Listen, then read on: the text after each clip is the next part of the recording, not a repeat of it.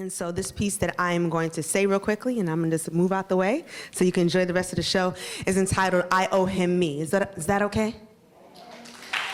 It's a smaller crowd, so you can talk back to us, okay?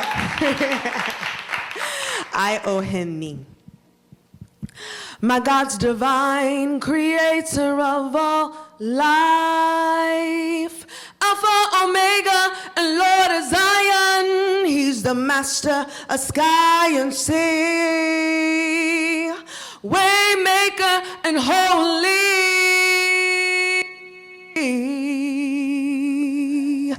I owe him me. I owe God all of me, my mind, body, and soul given back to him completely, not picking and choosing the parts of his word I want to receive, but with every fiber of my being, my faith in all of him I believe. I recognize that great is God in all of his awesome magnificence, so I won't limit him to the confines of my common sense. I won't selfishly keep myself for my own agenda, but because his word is true, never wavering, never failing, never returning to him void, I owe him me. He is a faithful lover, the risen Lord and Savior, the master and creator. He is always imitated but never duplicated. He is the first, the last, the beginning, the end, the only wise God with all power in his hand.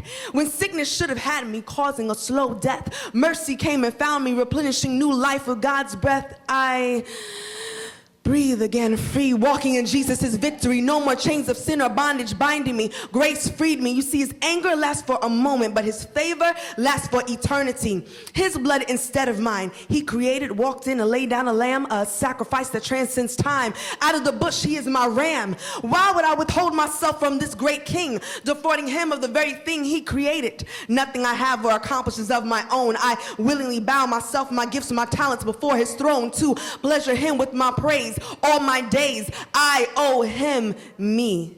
Enjoy the show.